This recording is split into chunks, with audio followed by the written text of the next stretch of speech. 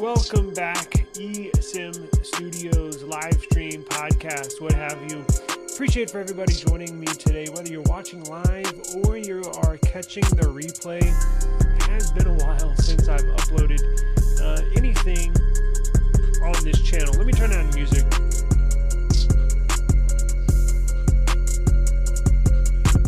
There we go. Sorry, I had to sync a little bit. It's been a while, as I mentioned. So it's been about a week. Well, it's been more than a week, I think, since I went live. It's probably been about a week since I uploaded a video. We'll get to the news here in just a second. Big news, especially if you're a Pixel owner and or user, or you expect to get an upcoming Pixel 10 series. Got some good news, maybe some bad news, depending on how you look at it. But this past, I would say about a week, or this past 10 days, I've spent literally the majority of my time from like when I wake up to basically the end of the day. I've always had a dream of having my own app, right? My own application, right? App I can submit on the Apple App Store and also the Google Play Store. Well, basically this past 10 days I've been developing an application, and I'm doing it without any help, doing it on my own. Did all the research, did all the coding to where I think I got everything down, you know. And look, so in the past I do currently have a CDL, commercial driver's license. I didn't go to school. I did everything on my own. Same thing with this app stuff. Why waste the money and have somebody teach you to do it when you can do it on your own? And basically it's free. Now, obviously you're taking up a lot of your time, but I kind of wanted to do this on my own, at my own pace, but I've thrown everything in this. And today I officially submitted the application to both the Apple App Store and the Google Play Store this morning. So fingers crossed, it should get approved, but if it doesn't, they'll kick it back and I can make some adjustments, right? And then resubmit it. So if they don't accept it, you can always retool it, right? And you can resubmit it. So it is the application name. I'm sure you're probably wondering what it is. So the application name, let me pull this up. You can actually, so what I'm doing is I'm making a progressive web app that you can actually go to the domain and you can install it on your home screen right now, whether it's on your phone, on a laptop, on a tablet, whatever device you have, even on a desktop. You can download the application. It's a progressive web app. But I've always wanted something I can have in the App Store. It's always been a dream of mine. So trying to cross one off the list. So let me show you what it is real quick. It is called, let me pull this up here. May not be what you're thinking, right? I'm sure you're probably thinking it's a tech app. It has something to do with phones, technology. It's actually not the case. So I found a void and found something that I actually went to school for, not for coding, but for hospitality. So I got my degree at the University of Houston in hotel and restaurant management and hospitality. I actually lived in St. Thomas in the Caribbean for a few years, so I love that part of the world. I might have mentioned this, I might have not. My wife is Jamaican, so I figured I love Jamaica, so I figured let's put these two things together. Let's put the Caribbean together, let's put Jamaica together, and let's put hospitality together. And I made an application. It's basically a travel guide if you're traveling to Jamaica, right? So if you're a first-time traveler or you've been there before but you're wanting to explore the island a little more, the application is all about Jamaica. So this is what it looks like, and this is what it you can go to right now. I have the link down below in the video description. So it's called Just Jamaica, the gist of Jamaica just for you. And we're not gonna extensively look at this. I just wanted to show you kind of what I built real quick, and then we'll move on to the Pixel news and other news. But this is what I've been designing, coding, building, developing for the last basically 10 days, 2 weeks. So it's a progressive web app. Again, you can install it right now on your home screen of any device you're watching this on. So I break it down into different sections of Jamaica. We have the best places to stay. We have overviews. If you go up to the menu here, you can have your favorites. Here's the different areas of Jamaica. Here is adventures, stuff to do, events, tours, activities, basically anything a visitor of Jamaica would want to look for. I got here on Just Jamaica, and you can go visit at justjamaica.com. That will be the website, the domain, and then the application on iOS and the Google Play stores. Hopefully, fingers crossed, should be. I don't know how long it takes. I've never submitted one before. I'm assuming it takes about a week or so. But I have hotel and resort maps, hotel and resort, and nightlife if you want to get out on the town, nightlife map, nightlife information, arts and culture. You want to go to the Bob Marley Museum. I got all that here for you. And then just some important travel information, right? Like if entry requirements for people that, visa stuff, passport stuff, and also created a podcast to go along with that I'm implementing inside of this. So that's what I've been working on. It's taken a long while. So got a map there. Here's a map of everything that's on the island, and I've done this.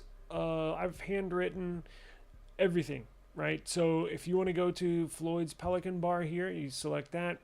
It's actually an integrated Google Maps API.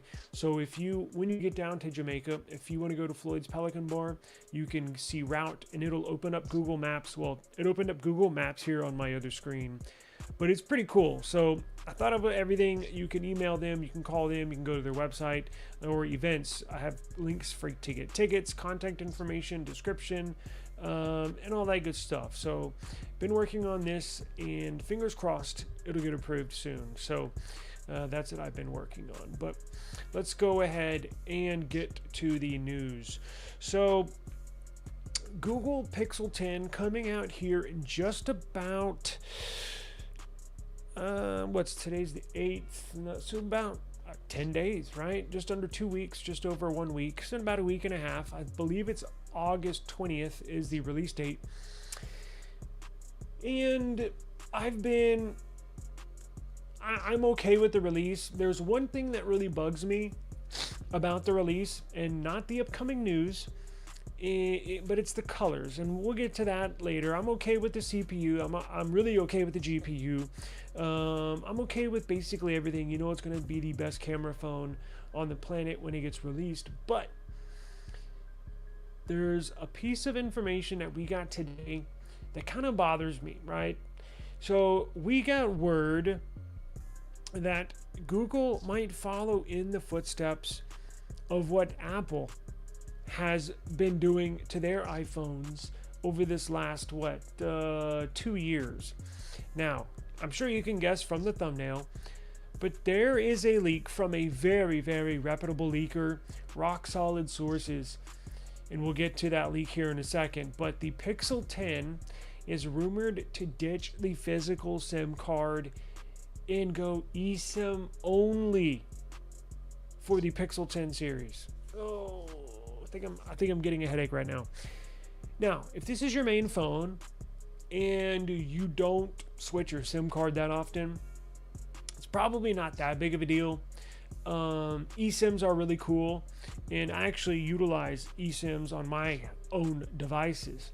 However, if you're like me or have more than one phone and you do switch SIM cards a lot, it's a lot easier to switch SIM cards when you have a physical SIM card, because you can literally take it out, pop it in the next phone, you're good to go. And if any of you have tried to switch an eSIM from one phone to another phone, it's a pain in the ass, right? Let's not lie. It's a hassle. It takes like 5-10 minutes. It's not an easy transition. So this appears to be a pain in the ass. I know eventually, right, in the future, maybe, I don't know, 5, 6, 7 years, every phone's going to be eSIM only. And I guess it's only a matter of time that they eventually do switch to an eSIM. And look, Samsung's going to do the same thing, right? Oppo is going to do the same thing. Nothing's going to do the same thing. OnePlus is going to do the same thing eventually. These physical SIM cards, these nano SIMs have been out for what, 10, 15 years. And it's time that, look, they're just going to get phased out like everything else in technology. They're going to get phased out.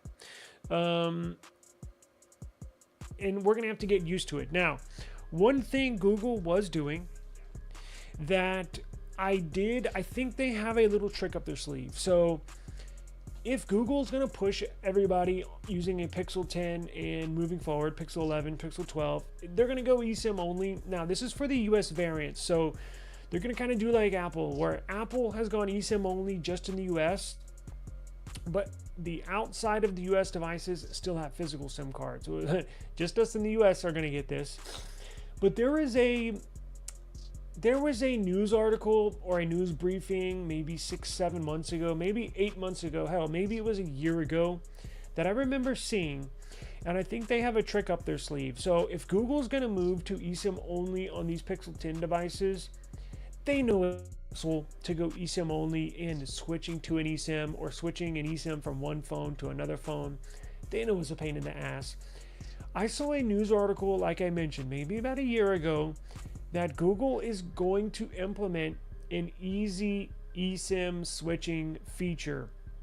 iPhone has it right now, where if you have an eSIM, let's say on an iPhone 16 Pro Max, let's say you have an eSIM on an iPhone 15 Pro, but you upgraded. You're going to buy an iPhone 16 Pro. Well, you have to switch your eSIM from the 15 Pro to the 16 Pro, right? Apple makes it super easy. All you do is on the new phone, you go to your settings, you go to your network settings, and you go to under your network, and I believe it says switch eSIM or switch to another phone, eSIM to another phone. So basically all you do is you let the phone know, hey, I'm going to switch to an eSIM. You let your new phone know, hey, I'm going to scan a QR code for an eSIM. And on your old phone, a QR code will pop up. And on your new phone, all you do is scan that QR code, and it links the two phones together and basically switches the eSIM from the old phone to the new phone. And within a few seconds, boom, you're up and running on your new phone. Google was in the process of developing something very similar and implement in Android. Now, I think Google is going to not only switch to an eSIM on the Pixel 10, but I think Google is going to introduce this new feature to us with the Pixel 10, if that makes sense. So I think, yes, it does suck they're going to go to eSIM only, but I think they're going to make it a lot easier on all the users by having a new eSIM switch feature, where basically it's going to be like the iPhone, where you just, on your new phone, you just basically scan a QR code from your old phone if you're switching eSIM from one phone to another phone. I think it'll be pretty easy, and then eventually Samsung will catch on and implement that, because Google's not just going to implement, Google's implementing that right now on the Pixel 10 series and every Pixel moving forward, but they're going to bake it into Android. They're going to bake it into ASOP, stock Android. So when Samsung gets their ASOP and puts their One UI skin on it, that eSIM switch feature, that easy eSIM switching feature, will already be built in to the base code that Samsung gets, or that OnePlus gets, or that nothing gets, so they don't have to bake it in themselves. It'll all be integrated. It'll be a nice and easy switch. So at first when you see this, it is kind of a shock. It is kind of a bummer, but I remember seeing this news article that Google was working on an easy eSIM switch feature. They have not implemented it yet, but I think this is the perfect time to do it if they introduce eSIM only on the Pixel devices. And if you are switching from a physical SIM to an eSIM,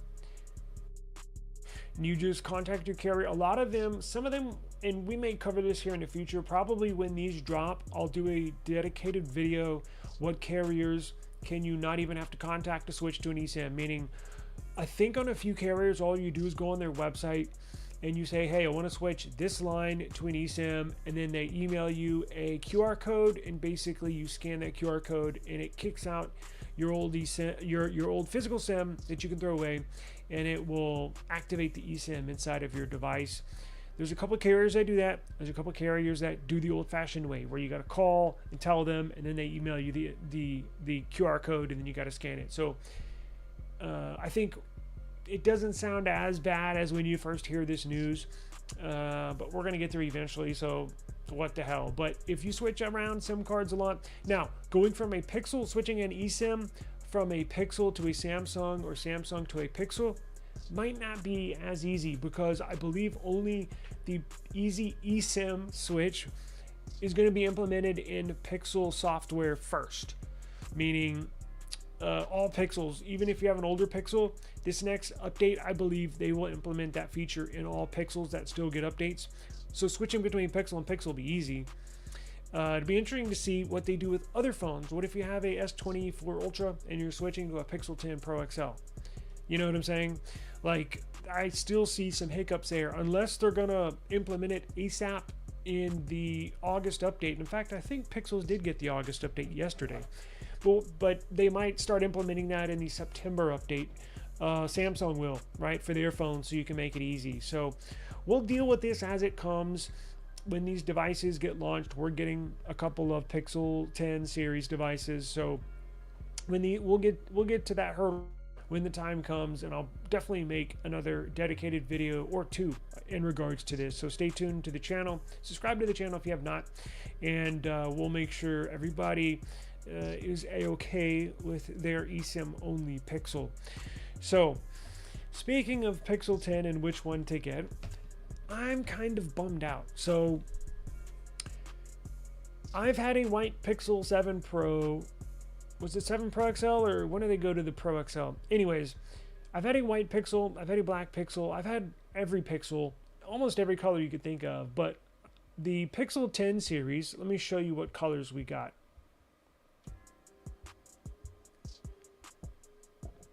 So here's all the colors that we got for the Pixel 10. Here are all the colors. And I don't know why Google does this, but what color are you getting? Because here's the deal. I have a black Pixel 9 Pro XL. I don't want another black phone. A black Pixel. I've had tons of black Pixels. I thought this one looked great, but I want something different. I want to switch it up. Now, my 7 series, so I had black on the 8 series, and no, excuse me, I had baby blue, sky blue on the 8 series. I had white on the 7 series, and I had black on the 6 series. So for this for this 10 series, I want to get something different, right? So I'm going to cross off the black one. I've already had the white one on the 7 series, so I'm going to cross off the white one. I don't like the silver color, the second from the right next to the green. I don't like the silver color, the moonstone gray or whatever, just because I think it looks boring. All right, so the one I think I'm going to get is the green one. However, there's a better green color. Why does Google always put the cool colors on the base models? I think I know why they do that, but it frustrates me. So there's a better looking one, a more bold green looking Pixel, but it's on the base Pixel 10. The colors you see there are only going to be available on Pixel 10 Pro and Pixel 10 Pro XL. They have a very, very cool bold blue color and a very nice bold greenish yellow color, but that's only on the stock base Pixel 10 series.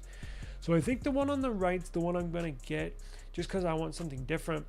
But here are your colors. Let's see, here are the Pixel 10 colors. So you get the black. Now remember, this is the base one. This is the base one we're going to. So you get a black.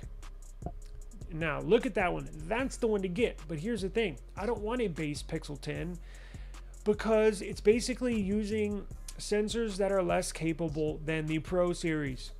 So the Pixel 10 Pro and Pixel 10 Pro XL are going to have top-notch cameras, the best in the game. That's what I want to get. However, I love this blue color. Now the base Pixel 10s, I believe they have the same camera sensors that are in, they have 3 of them this year instead of 2, but 2 of them are from the Pixel 9a series. So you're basically getting, you're not getting trash sensors on the base Pixel 10, but you're getting like mid-range sensors on the Pixel 10. Now, don't get it twisted, don't get it wrong. They're still going to take phenomenal pictures. Absolutely phenomenal, because of Google's computational AI. After you take the photo, they're going to make it look phenomenal. but the very best sensors, the very best cameras that Google has to offer are going to be on the Pixel 10 Pro and Pixel 10 Pro XL. And here's the frustrating thing about the Fold, Pixel 10 Pro Fold. Those don't even have the best cameras, and it's freaking damn near $2,000. They're basically going to have the same camera setup as the base Pixel 10. So their most expensive phone doesn't even have the best sensors. Now, I would probably get the Fold if it had the very best camera sensors on there, but they just don't do it for whatever reason. And for that reason alone, I'm just going to skip the Fold and go with my Pro or Pro XL. But that's blue. That's the very best color. Here's a frost color. It's nice. It's more of a pearl white and not a snow white. Looks pretty good. I like that. Here's the limoncello. This is the yellow that I like. It's more bold. This is the same color that you can get on that Pixel 7. What do they call it? Damn, I forgot. But there was a Pixel 7 that looked just like that. It looks great. Some might like it, some might not. But here's the Pro Pixel 10 Pro XL in Moonstone Gray. That's probably going to be the one that they're pushing. You're going to see a lot of commercials on. I just think it's boring, just so plain silver. Here's the one in Jade. So this is the one I'm going to be getting, I believe. Just like the limoncello, just a more kind of muted limoncello. So they call that one Jade. Here's your porcelain. Now this is more of a pearl white instead of the frost, right? Now wait a second. Was the frost on... Oh, the frost was on the base color. I mean the base Pixel 10. That's right. Because that frost is even a different white shade than the Pro series. So there's your Moonstone in the Pro and Pro XL. There's your Jade in the Pro and Pro XL. There's your Porcelain in the Pro and Pro XL. And here's your Black in the Pro and the Pro XL. Now here's the two colors for the Pixel 10 Fold. If you want to get the Fold, it's only coming in two colors. They're getting the Moonstone color, which is that silver. And then you're also getting it in the Jade. So you're getting it in the same Jade that comes in the Pro and Pro XL. You're going to be able to get on the Fold. There's no black color this year, which is kind of surprising, but it is what it is. So I think I will be getting the Jade, but let me know what color you're thinking about getting. I'm pretty excited this year. This is going to be the first Pixel that I'm not going to be entering in the beta program. I have not had a good experience on this Pixel 9 Pro XL. It's been a long time since I've had a bad experience with the beta program, but this is just one of them. Just jankiness, apps closing. I've had a lot of bugs on mine. So when I get this Pixel 10 series, it's just going to be completely stock Android, stable release, no beta. So I'm done with beta, at least for a while. But before we get out of here, I did want to show you one thing. So do you remember there being a lot of talk about the S25 Edge and how the sales are really bad? Well, it looks like that information was really bad because we got new sales information and apparently they sold pretty well. And remember, they've had less time to sell those than the stock S25 series. The S25 Edge came out in May, while the S25 family, S25, S25 Plus, and S25 Ultra came out in January. So it's got a few months start. So how many S25 Edges has Samsung sold? Well, turns out they've sold 650,000 S25 Edges. And that's pretty good considering everybody said it was going to be a flop. Everybody said the sales were horrible. That's why I kind of want to wait a little while. I still brought that information out, but remember, if you've subscribed to my channel, I remember looking at that story, scratching my head like, this is almost a perfect device. It's phenomenal. The battery life is phenomenal. The weight, it weighs like, it's like holding a paper clip in your hand. It's so light, very thin, beautiful big AMOLED display. Got the 200 megapixel sensor on the back. It's not a perfect phone by any means, but it's a real joy using it. And guess what? Samsung gave this a go for next year. So I mentioned it on a previous video. Next year's lineup, you're going to get the S26 Pro. They're going to add the Pro name to the base model, which they should.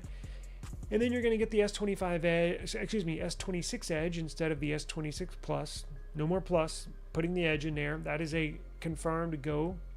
And then you're getting obviously the S26 Ultra. But look how many Samsung sold of the other devices. So 650,000 S25 Edges, and that's pretty good. So I estimated they would sell 1 million, which looks like they're basically on the route, because they've only been for sale since May. So that's the month of May. No, it came in the middle of the month. So we got June, July, August. So only in 3 months, basically 2.5 months, they've sold 650,000. That's pretty good. So they have, now they're going to introduce the S26 Edge in with the S26 family. They're not going to stagger the release date. So you're going to get the S26 Pro, S26 Edge, and S26 Ultra released all at the same time in January. But I believe Samsung can hit that $1 million, that 1 million devices sold at basically the time of the release of the next series. They're on their good way. Again, in 2.5 months, they're at 650,000. So I think they will hit and surpass that 1 million sales point. And I think that was a goal of theirs. You know, I don't know. I have no idea. But that round number of 1 million sounded like if they sold that, they would probably be a go for next year. And since we got these sales numbers right here, Samsung knows. People were a little wary of buying this because of the battery life, but now that if you ask anybody that uses one, I guarantee you they're going to say they like it. Now, they may not say, oh, I love it. This is my favorite device ever. I was gushing over it because it's a really, really nice device. Now, if you ask somebody that has it, hey, would you give it a thumbs up or a thumbs down? Just a thumbs up or a thumbs down. Guarantee you, probably 7 out of 10 would give it a thumbs up, right? So, and that's a win for Samsung, and that's all the confirmation that Samsung needed to give this a go to put into the series for next year. But look at these. Samsung sold